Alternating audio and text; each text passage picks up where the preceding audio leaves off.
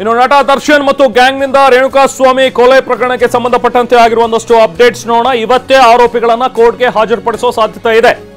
ನಾಳೆಗೆ ಕಸ್ಟಡಿ ಅಂತ್ಯವಾಗುತ್ತೆ. ಆದ್ರೆ ಇವತ್ತೇ ಮಧ್ಯಾಹ್ನದ ವೇಳೆಗೆ ಕೋರ್ಟ್ ಮುಂದೆ ಹಾಜರುಪಡಿಸೋದಕ್ಕೆ ಪೊಲೀಸರು ತಯಾರಿಯನ್ನ ಮಾಡ್ಕೊಳ್ತಾ ಇದ್ದಾರೆ. ವಿಚಾರಣೆ ಮತ್ತು ಸ್ಥಳ ಮಹಜರು ಬಹುತೇಕ ಮುಕ್ತಾಯ ಆಗಿದೆ. ಸೊ ಹಾಗಾಗಿ ಈಗ ಇವರನ್ನ ಮತ್ತೆ ಜೆಸಿಗೆ ಏನಾದರೂ ಕೊಡಲಾಗತ್ತಾ, ಅಂದ್ರೆ ಜುಡಿಷಿಯಲ್ ಕಸ್ಟಡಿಗೆ ನ್ಯಾಯಾಂಗ ಬಂಧನಕ್ಕೆ ಒಪ್ಪಿಸಲಾಗತ್ತಾ ಅನ್ನುವಂಥದ್ದು ಈಗಿರುವಂತಹ ಪ್ರಶ್ನೆ. ಬಹುತೇಕ ಮಧ್ಯಾಹ್ನದಷ್ಟರಲ್ಲಿ ಗೊತ್ತಾಗುತ್ತೆ. ಬಹುತೇಕ ಇವತ್ತೇನೆ ಡಿ ಗ್ಯಾಂಗ್ ಜೈಲು ಸೇರುವ ಸಾಧ್ಯತೆಗಳು ಕಂಡುಬರ್ತಾ ಇವೆ. ಪರಪ್ಪನ ಅಗ್ರಹಾರಕ್ಕೆ ಇವರನ್ನ ಶಿಫ್ಟ್ ಮಾಡಬಹುದು ಅನ್ನುವಂಥದ್ದು ಈಗ ಸದ್ಯಕ್ಕೆ ಸಿಗ್ತಾ ಇರುವಂತಹ ಮಾಹಿತಿ.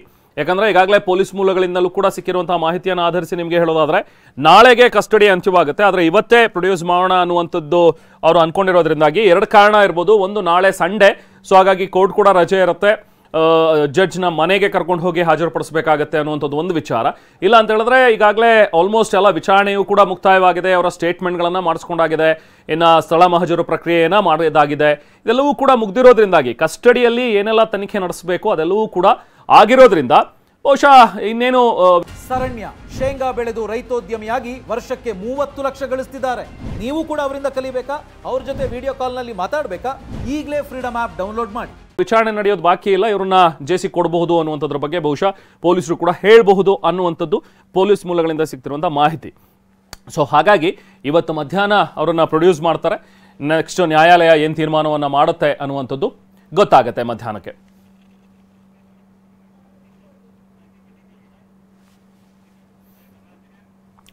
ಇನ್ನು ಅನ್ನಪೂರ್ಣೇಶ್ವರಿ ನಗರ ಠಾಣೆಗೆ ಕಮಿಷನರ್ ದಯಾನಂದ್ ಅವರು ಭೇಟಿ ಕೊಟ್ಟಿದ್ದಾರೆ. ತನಿಖಾಧಿಕಾರಿ ಎಸಿಪಿ ಚಂದನ್, ಪಶ್ಚಿಮ ವಿಭಾಗದ ಡಿಸಿಪಿ ಗಿರೀಶ್ ಆರೋಪಿಗಳ ವಿಚಾರಣೆ ಬಗ್ಗೆ ಮಾಹಿತಿಯನ್ನ ಪಡಿತಾರೆ.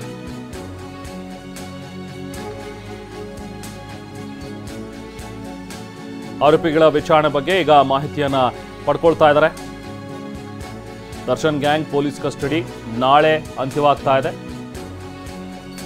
ತೀವ್ರ ಮಹತ್ವ ಪಡ್ಕೊಂಡಿದೆ ಕಮಿಷನರ್ ದಯಾನಂದ್ ಅವರ ಈ ಭೇಟಿ. ಅಂದರೆ ಯಾಕೆ ದಯಾನಂದ್ ಅವರು ಬಂದಿದ್ದಾರೆ ಇವತ್ತು ಅನ್ನುವಂಥದ್ದು ಕುತೂಹಲಕರ. ಅಫ್ಕೋರ್ಸ್ ಒಂದು ಹೈ ಪ್ರೊಫೈಲ್ ಕೇಸ್ ಆಗಿರೋ ಕಾರಣದಿಂದಾಗಿ ದಯಾನಂದ್ ಅವರು ಆಗಿಂದಾಗೆ ಸ್ಟೇಷನ್ಗೆ ಏನಾದರೂ ಭೇಟಿ ಕೊಡ್ತಾ ಇದ್ದಾರೆ. ಯಾಕಂದರೆ ಬೇರೆ ಕೊಲೆ ಪ್ರಕರಣಗಳಲ್ಲಿ ಈ ಥರದ್ದು ಯಾವುದು ಕೂಡ ಸಾಮಾನ್ಯವಾಗಿ ಆಗೋದಿಲ್ಲ. ಆದರೆ ಇದು ತುಂಬಾ ಹೈ ಪ್ರೊಫೈಲ್ ಕೇಸ್ ಅನ್ನುವಂಥ ಕಾರಣದಿಂದಾಗಿನ ಅಥವಾ ಬೇರೆ ಏನು ರೀಸನ್ ಇದೆ ಅನ್ನುವಂಥದ್ದು ಗೊತ್ತಾಗಬೇಕು. ಈಗ ಸದ್ಯಕ್ಕೆ ಬೆಂಗಳೂರು ಪೊಲೀಸ್ ಆಯುಕ್ತರಾಗಿರುವಂಥ ಬಿ ದಯಾನಂದ್ ಅವರು ಅನ್ನಪೂರ್ಣೇಶ್ವರಿ ನಗರ ಠಾಣೆಗೆ ಬಂದಿರುವಂಥ ದೃಶ್ಯಗಳು ನೋಡಿಯಲ್ಲಿ ದೃಶ್ಯದಲ್ಲಿ ಗಮನಿಸಬಹುದು. ಶಾಮಿಯಾನ ಇನ್ನೂ ಹಂಗೆ ಇದೆ, ಸೈಡ್ ವಾಲ್ ಇನ್ನೂ ಕೂಡ ಹಾಗೆ ಇರುವಂಥದ್ದನ್ನು ನೋಡ್ತಾ ಇದ್ದೀವಿ.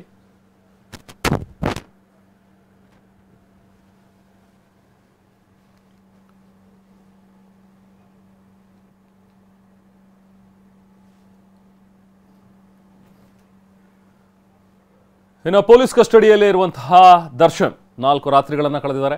ಬಹುಶಃ ಕೆಟ್ಟ ಮೇಲೆ ಬುದ್ಧಿ ಬಂತು ಅನ್ನೋ ರೀತಿಯಲ್ಲಿ ಬಿಹೇವ್ ಮಾಡ್ತಾ ಇದ್ದಾರೆ ಅಂತೇಳಿ ಅನ್ಸುತ್ತೆ. ಅಭಿಮಾನಿಯನ್ನ ಕೊಂದ್ಬಿಟ್ನಲ್ಲ ಅನ್ನುವಂಥ ಒಂದು ಪಶ್ಚಾತ್ತಾಪ ಈಗ ಪಡ್ತಾ ಇದ್ದಾರಂತೆ ಪೊರ್ಕಿ. ಸ್ಥಳ ಮಹಜರು ಮುಗಿದ ಬಳಿಕ ದರ್ಶನ್ ಮನಸ್ಥಿತಿ ಬದಲಾಗಿದೆ ಅಂಥೇಳಿ ಪೊಲೀಸರು ಹೇಳ್ತಾ ಇದ್ದಾರೆ. ಅಂದರೆ ಪೊಲೀಸರು ಮುಂದೆ ಮಾತಾಡುವಾಗ ಅವರ ಆಪ್ತರ ಜೊತೆಗೆ ಹೇಳ್ಕೊಂಡಿದ್ದಾರಂತೆ, ಹಿಂಗಾಗಬಾರ್ದಿತ್ತು, ಯಾಕೆ ಈ ರೀತಿಯಾಗಿ ಆಗೋಯ್ತು, ನನ್ನಿಂದಾಗಿ ಬೇರೆಯವರಿಗೆಲ್ಲರಿಗೂ ಕೂಡ ತೊಂದರೆ ಆಗೋಯ್ತಲ್ಲ. ಅಂದರೆ ಒಂದು ತಾನು ಕೊಲೆ ಆಗೋಯ್ತಲ್ಲ, ಆ ರೇಣುಕಾಸ್ವಾಮಿಯ ಹತ್ಯೆ ಆಯ್ತಲ್ಲ, ಆ ವಿಚಾರವಾಗಿಯೂ ಕೂಡ ಮಾತಾಡಿದ್ದಾರೆ ಅಂಥೇಳಿ. ಮಹಜರು ಪ್ರಕ್ರಿಯೆ ಬಳಿಕ ದರ್ಶನ್ ಮನಸ್ಥಿತಿಯಲ್ಲಿ ಬದಲಾವಣೆ ಆದಂತೆ, ಅಂದರೆ ಅವ್ರ ಮಾತುಗಳಲ್ಲಿ ಬದಲಾವಣೆ ಆಗಂತೆ ಕಾಣಿಸ್ತಾ ಇದೆಯಂತೆ. ಈ ಘಟನೆ ಬಗ್ಗೆ ತೀವ್ರ ಪಶ್ಚಾತ್ತಾಪದ ಮಾತುಗಳನ್ನಾಡಿದಾರಂತೆ. ಪರಿಚಯಸ್ಥ ಅಧಿಕಾರಿಗಳ ಜೊತೆಗೆ ತಪ್ಪಾಗೋಯ್ತು ನನ್ನಿಂದ ಅಂಥೇಳಿ ಮಾತಾಡಿದ್ದಾರೆ ಅನ್ನುವಂಥ ವಿಚಾರ. ಸೊ ಒಂದು ರೇಣುಕಾಸ್ವಾಮಿಯ ಹತ್ಯೆ ವಿಚಾರ, ಜೊತೆಗೆ ನನ್ನಿಂದಾಗಿ ಇವರೆಲ್ಲರೂ ಕೂಡ ಈಗ ಸಂಕಷ್ಟದಲ್ಲಿ ಸಿಕ್ಕಾಕೊಂಡಿದಾರಲ್ಲ, ಅವರೆಲ್ಲರೂ ಕೂಡ ಈಗ ಇರೋವಂಥವ್ರು ಒಂದಷ್ಟು ಜನ ಆಪ್ತರು, ಇನ್ನೊಂದಷ್ಟು ಜನ ಇವರ ಅಭಿಮಾನಿಗಳು. ದರ್ಶನ್ ಅಂತ ಹೇಳಿ ನಮ್ಮ ಬಾಸಪ್ಪ, ನಮ್ಮ ಬಾಸಿಗೆ ಏನೋ ಒಂದು ಕೆಲಸ ಮಾಡಿಕೊಡ್ತಾ ಇದ್ದೀವಿ ಅಂತ ಹೇಳಿ ಹೋಗಿ ಸಿಕ್ಕಾಕೊಂಡಿರೋರೇ ಹೆಚ್ಚಿದ್ದಾರೆ ಇದರಲ್ಲಿ ಆರೋಪಿಗಳು. ಸೊ ಹಾಗಾಗಿ ಪಶ್ಚಾತ್ತಾಪಗಳ ಮಾತುಗಳನ್ನು ಆಡಿದ್ದಾರೆ ಅನ್ನುವಂಥದ್ರ ಬಗ್ಗೆ ಮಾಹಿತಿ ಸಿಗ್ತಾ ಇದೆ. ಇನ್ನು ನಟ ದರ್ಶನ್ ವಿರುದ್ಧ ರೌಡಿ ಶೀಟರ್ ಓಪನ್ ಮಾಡ್ತಾರಾ? ಇದು ಈಗಿರುವಂಥ ಪ್ರಶ್ನೆ. ಯಾಕಂದ್ರೆ ಕೊಲೆಯ ಆರೋಪವನ್ನು ಎದುರಿಸ್ತಾ ಇರುವಂತಹ ದರ್ಶನ್ ಈ ಹಿಂದೆನೂ ಕೂಡ ಕೆಲವೊಂದಷ್ಟು ಪ್ರಕರಣಗಳು, ಕೆಲವೊಂದಷ್ಟು ವಿವಾದಗಳು ಇದ್ದಿದ್ದರಿಂದಾಗಿ ಕಾನೂನು ತಜ್ಞರ ಜೊತೆ ಪೊಲೀಸರು ಈಗಾಗಲೇ ಚರ್ಚೆ ಮಾಡ್ತಾ ಇದ್ದಾರೆ ರೌಡಿ ಶೀಟ್ ಓಪನ್ ಮಾಡೋದ್ರ ಬಗ್ಗೆ. ಕೊಲೆ ಕೇಸ್ನಲ್ಲಿ ಒಂದೇ ಬಾರಿಗೆ ರೌಡಿ ಶೀಟ್ ಓಪನ್ ಆಗುತ್ತೆ. ಆಕ್ಚುಲಿ ನಾ ಪದೇ ಪದೇ ಹೀನಸ್ ಕ್ರೈಮ್ನಲ್ಲಿ ಭಾಗಿಯಾಗ್ತಾ ಇದ್ರೆ ಖಂಡಿತವಾಗ್ಲೂ ರೌಡಿ ಶೀಟರ್ ಅಂತ ಹೇಳಿನೇ ಹೇಳಲಾಗುತ್ತೆ. 2011 ಬಳಿಕ ದರ್ಶನ್ ವಿರುದ್ಧ ಹೀನಸ್ ಕ್ರೈಮ್ ಯಾವುದು ಕೂಡ ದಾಖಲಾಗಿರಲಿಲ್ಲ. ಅವಾಗ ಪತ್ನಿ ಮೇಲೆ ಹಲ್ಲೆ ಮಾಡಿದ್ದು ಒಂದು ಪ್ರಕರಣ ಬಿಟ್ರೆ, ಈಗ ಕೊಲೆ ಆರೋಪದಲ್ಲಿ ಅರೆಸ್ಟ್ ಆಗಿರೋದ್ರಿಂದಾಗಿ ದರ್ಶನ್ ಈಗ ಕಾನೂನು ತಜ್ಞರ ಜೊತೆಗೆ ಪೊಲೀಸರು ಕೂಡ ಚರ್ಚೆ ಮಾಡ್ತಾ ಇದ್ದಾರೆ, ರೌಡಿ ಶೀಟ್ ಏನಾದರೂ ಓಪನ್ ಮಾಡಬೇಕಾ ಅಂತೇಳಿ. ಯಾಕಂದರೆ ಅವ್ರು ಅರೆಸ್ಟ್ ಆದ ಮರಣದಿಂದಲೇ ಇದ್ರ ಬಗ್ಗೆ ಚರ್ಚೆಗಳಾಗ್ತಾ ಇದ್ವು. ಮರ್ಡರ್ ಕೇಸ್ನಲ್ಲಿ ಇರೋದ್ರಿಂದಾಗಿ ಈ ಹಿಂದೆ ಕೂಡ ಈಗ ಒಂದು ಪತ್ನಿಗೆ ಹಲ್ಲೆ ನಡೆಸಿದಂಥ ಒಂದು ಕೇಸ್ ಕೂಡ ದಾಖಲಾಗಿತ್ತು. ಅದಾದ ನಂತರ ಈಗ ನೋಡಿ ಮತ್ತೊಬ್ಬರು ಅವರ ಫಾರ್ಮ್ ಹೌಸ್ನಲ್ಲಿ ಕೆಲಸ ಮಾಡ್ತಾ ಇದ್ದಂಥವನು, ಇನ್ನೂ ಕೂಡ ಅದು ಕಂಪ್ಲೇಂಟ್ ಆಗಿಲ್ಲ, FIR ಆಗಿಲ್ಲ, ಬಟ್ ಸ್ಟಿಲ್ ಆತ ಪಾಪ ಹೇಳ್ಕೊತಾ ಇದ್ರು 10 ವರ್ಷದ ಹಿಂದೆ ನನಗೂ ಕೂಡ ಹಿಂಗೆ ತೊಂದರೆ ಆಯಿತು, ನಾನು ಕೇಳೋದಕ್ಕೆ ಹೋದರೆ ನನ್ನ ಮೇಲೆ ನಾಯಿ ಚೂ ಬಿಡ್ತಾರೆ ಇವರು ಅಂತಲೂ ಕೂಡ ಆತ ಆರೋಪವನ್ನು ಮಾಡಿದ್ದ. ಸೊ ಜೊತೆಗೆ ಈಗ ಈ ಹಿಂದೆ ಆ ಪಬ್ನ ವಿಚಾರಕ್ಕೆ ಸಂಬಂಧಪಟ್ಟಂತೆ ಲೇಟ್ ನೈಟ್ ಆಗಿ ಪಾರ್ಟಿ ಮಾಡ್ತಾ ಇದ್ರು. ಸೊ ಕಾನೂನು ಸುವ್ಯವಸ್ಥೆಗೆ ಇವರು ಭಂಗ ತಂದಿದ್ದಾರೆ ಅನ್ನುವಂಥ ಒಂದು ಆರೋಪ ಕೂಡ ಇವ್ರ ಮೇಲೆ ಕೇಳಿ ಬಂದಿತ್ತು. ಇದೆಲ್ಲ ವಿಚಾರವಾಗಿ ಬಹುಶಃ ಏನಾದರೂ ರೌಡಿ ಶೀಟ್ ಓಪನ್ ಮಾಡಬೇಕಾ ಅನ್ನುವಂಥದ್ರ ಬಗ್ಗೆ ಚರ್ಚೆಗಳಾಗ್ತಾ ಇವೆ. ಮನೆ ಈಗ ಸ್ಥಳದಲ್ಲಿ ನಾವು ಪ್ರತಿನಿಧಿ ಪ್ರಜ್ವಲ್ ಇದ್ದಾರೆ, ಮತ್ತಷ್ಟು ಡೀಟೇಲ್ಸ್ ಪಡೆದೋಣ. ಪ್ರಜ್ವಲ್, ಇವತ್ತಿನ ಒಂದಷ್ಟು ಡೆವಲಪ್ಮೆಂಟ್ಸ್ಗಳನ್ನು ನೀವು ಕೂಡ ಹತ್ತಿರದಿಂದ ಟ್ರ್ಯಾಕ್ ಮಾಡ್ತಾ ಇದ್ದೀರಿ. ಬಹುಶಃ ಇವತ್ತು ಮಧ್ಯಾಹ್ನದಷ್ಟರಲ್ಲಿ ಅವರನ್ನ ಪ್ರೊಡ್ಯೂಸ್ ಮಾಡ್ತಾರೆ, ಇವತ್ತೇ ಪ್ರೊಡ್ಯೂಸ್ ಮಾಡ್ತಾರೆ ಅನ್ನುವಂಥದ್ದು ಒಂದು ವಿಚಾರ. ಜೊತೆಗೆ ಈಗ ದಯಾನಂದ್ ಅವರು ಬಂದಿರುವಂಥದ್ದು ಕುತೂಹಲ ಕೆಡೆ ಮಾಡಿಕೊಡ್ತಾ ಇದೆ. ಬಹುಶಃ ಮೊನ್ನೆ ಕೂಡ ನೀವು ಮಾತಾಡ್ತಾ ಹೇಳ್ತಾ ಇದ್ರಿ, ದಯಾನಂದ್ ಅವರು ಕಮಿಷನರ್ ಆಗಿಂದಾಗೆ ಈ ಥರದ ಸ್ಟೇಷನ್ಗೆ ಬೇರೆ ಕೊಲೆ ಕೇಸ್ಗಳಲ್ಲಿ ಕಾಣಿಸ್ಕೊಳ್ಳಿಲ್ಲ, ಬಟ್ ಇದು ಹೈ ಪ್ರೊಫೈಲ್ ಆಗಿರೋದ್ರಿಂದ ಏನು ಬರ್ತಾ ಇದ್ದಾರಾ ಅನ್ನುವಂಥದ್ದು ಒಂದು ಪ್ರಶ್ನೆ. ಜೊತೆಗೆ ರೌಡಿ ಶೀಟರ್ ಓಪನ್ ಮಾಡುವಂಥ ವಿಚಾರ. ಪ್ರಜ್ವಲ್,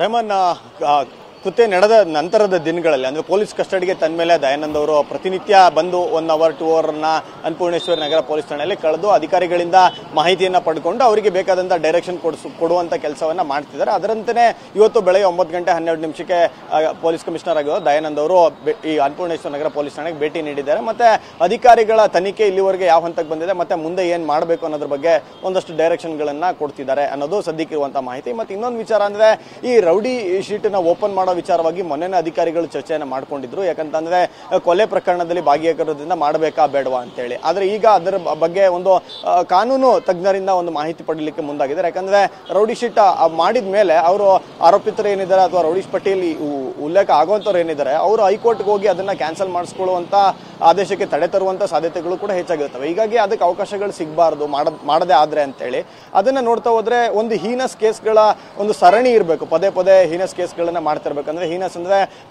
ಕೊಲೆ ಯತ್ನ, ದರೋಡೆ, ಡಕಾಯಿತಿ ಅಥವಾ ಕಿಡ್ನಾಪ್ ಈ ರೀತಿಯ ಮಾಡ್ತಾ ಇರಬೇಕು. ಇದರಲ್ಲಿ ಸದ್ಯಕ್ಕೆ ದರ್ಶನ್ ಅವ್ರ ವಿರುದ್ಧ ಇರೋ ಹೀನಸ್ ಕೇಸ್ ಅಂತ ಅಂದ್ರೆ ಈ ಹಿಂದೆ ದಾಖಲಾಗಿದ್ದಂಥ ಅವರ ಪತ್ನಿಗೆ ಹೊಡೆದಂಥ 307 ಕೇಸ್ ಅದು ಈಗಾಗಲೇ ನ್ಯಾಯಾಲಯದಲ್ಲಿ ಮುಕ್ತಾಯಗೊಂಡಿದೆ. ಅವರ ಪತ್ನಿ ರಾಜಿ ಆಗಿದ್ದಾರೆ. ಹೀಗಾಗಿ ಆ ಕೇಸ್ನ ಅಕೌಂಟಬಿಲಿಟಿಗೆ ತಗೊಳ್ಳೋದು ಕಷ್ಟ ಆಗುತ್ತೆ. ಸದ್ಯಕ್ಕೆ ಈಗಿರುವಂಥದ್ದು ರಿಜಿಸ್ಟರ್ಡ್ ಹೀನಸ್ ಕ್ರೈಮ್ ಅಂತ ಅಂದ್ರೆ ಇದೊಂದು ಕೊಲೆ, ಈ ಕೊಲೆಗೆ ಮಾಡಿರುವಂಥ ಕಿಡ್ನಾಪ್, ಇದಕ್ಕೆ ಸಂಬಂಧಪಟ್ಟಂಥ ಸೆಕ್ಷನ್ಗಳು. ಹೀಗಾಗಿ ಇದರಲ್ಲಿ ಮಾಡಬೇಕಾ ಬೇಡವಾ ಅನ್ನೋದ್ರ ಬಗ್ಗೆ ಒಂದಷ್ಟು ಚರ್ಚೆಗಳನ್ನು ಮಾಡ್ತಿದ್ದಾರೆ. ಮತ್ತೆ ಅದು ನಮ್ಮ ಕಮಿಷನರ್ ಮತ್ತೆ ಸೇರಿದಂತೆ ಇಲ್ಲಿಯ ತನಿಖಾಧಿಕಾರಿಗಳ ಒಂದು ತೀರ್ಮಾನವಾಗುತ್ತೆ. ಅದನ್ನ ಏನಾಗುತ್ತೆ ಅನ್ನೋದನ್ನ ನೋಡ್ಬೇಕಾಗುತ್ತೆ. ಮಾಡಿದ್ರೆ ಮುಂದಿನ ದಿನಗಳಲ್ಲೂ ಇವರನ್ನ ಮಾನಿಟರ್ ಮಾಡಲಿಕ್ಕೆ ಪೊಲೀಸರಿಗೆ ಒಂದು ಪವರ್ಸ್, ಎಕ್ಸ್ಟ್ರಾ ಪವರ್ ಸಿಕ್ಕಂಗಾಗುತ್ತೆ. ಇಲ್ಲ ಅಂತಂದ್ರೆ ಇವರು ನಾರ್ಮಲ್ ಆಗಿ ಅವರ ಜೀವನವನ್ನ ನಡೆಸ್ಕೊಂಡು ಹೋಗ್ಬೋದು. ಸದ್ಯಕ್ಕಿರುವಂತ ಮಾಹಿತಿ. ಮತ್ತೆ ಇನ್ನೊಂದೇನಂದ್ರೆ ಇವತ್ತೇ ನ್ಯಾಯಾಲಯದ ಮುಂದೆ ಪ್ರೊಡ್ಯೂಸ್ ಮಾಡುವಂತ ಸಾಧ್ಯತೆಗಳು ಹೆಚ್ಚಾಗಿದ್ದಾವೆ. ಅದಕ್ಕೆ ಬಲವಾಗಿ 2 ಕಾರಣಗಳೇನಂದ್ರೆ ನಾಳೆ ನ್ಯಾಯಾಧೀಶರ ನಿವಾಸಕ್ಕೆ ಪ್ರೊಡ್ಯೂಸ್ ಮಾಡಬೇಕಾಗುತ್ತೆ. ಮತ್ತೆ ಸೋಮವಾರ ಸಹಿತ ಸರ್ಕಾರಿ ರಜೆ ಇರೋದ್ರಿಂದ ಅವತ್ತು ಸಹಿತ ನ್ಯಾಯಾಧೀಶರ ನಿವಾಸಕ್ಕೆ ಪ್ರೊಡ್ಯೂಸ್ ಮಾಡಬೇಕಾಗುತ್ತೆ. ಅಕಸ್ಮಾತ್ ಹಂಗೇನಾರು ಎಕ್ಸ್ಟೆಂಡ್ ಮಾಡಿಸ್ಕೊಂಡ್ ಬಂತು ಅಂತ ಅಂದ್ರೆ ಹೀಗಾಗಿ ಓಪನ್ ಕೋರ್ಟ್ಗೆ ಪ್ರೊಡ್ಯೂಸ್ ಮಾಡಿ ದರ್ಶನ್ ಮತ್ತೆ ಪವಿತ್ರ ಗೌಡ ಇಬ್ಬರನ್ನ ಮತ್ತೆ ಪೊಲೀಸ್ ಕಸ್ಟಡಿ ಅವಶ್ಯಕತೆ ಇಲ್ಲ. ಅವರ ಪಾರ್ಟ್ ರೋಲ್ ಏನಿದೆ ತನಿಖೆ ಮುಗಿದಿದೆ, ಅವರನ್ನ ಜುಡಿಷಿಯಲ್ ಕಸ್ಟಡಿಗೆ ಬಿಟ್ಟು ಉಳಿದಂತ ಕೆಲವು ಆರೋಪಿಗಳನ್ನ ಅವಶ್ಯಕತೆ ಇದ್ದಂಥವ್ರನ್ನ ನ್ಯಾಯಾಲಯದ ಮನವಿ ಮಾಡಿಕೊಂಡು ಪೊಲೀಸ್ ಕಸ್ಟಡಿಗೆ ಮತ್ತೆ ಒಂದು 4 ದಿನಕ್ಕೆ 5 ದಿನಕ್ಕೆ ಕೇಳುವಂತ ಒಂದು ನಿಟ್ಟಿನಲ್ಲಿ ಅಧಿಕಾರಿಗಳ ಚರ್ಚೆ ನಡೆಸ್ತಾ ಇದ್ದಾರೆ. ಇವತ್ತೊಂದು 3:30-4 ಗಂಟೆ ಒಳಗಡೆ ಅಂದ್ರೆ ಇವತ್ತು ಸಂಜೆ 5:30 ತನಕ ಪೊಲೀಸರಿಗೆ ಅವಕಾಶ ಇದೆ. ಅದರೊಳಗಡೆ ತೀರ್ಮಾನ ತಗೊಂಡು ನ್ಯಾಯಾಧೀಶರ ಮುಂದೆ ಹಾಜರುಪಡಿಸುವಂತ ಕೆಲಸಗಳು ಆಗ್ಬೋದು. ರೇಮನ್, ಓಕೆ, ಥ್ಯಾಂಕ್ ಯು ಪ್ರಜ್ವಲ್.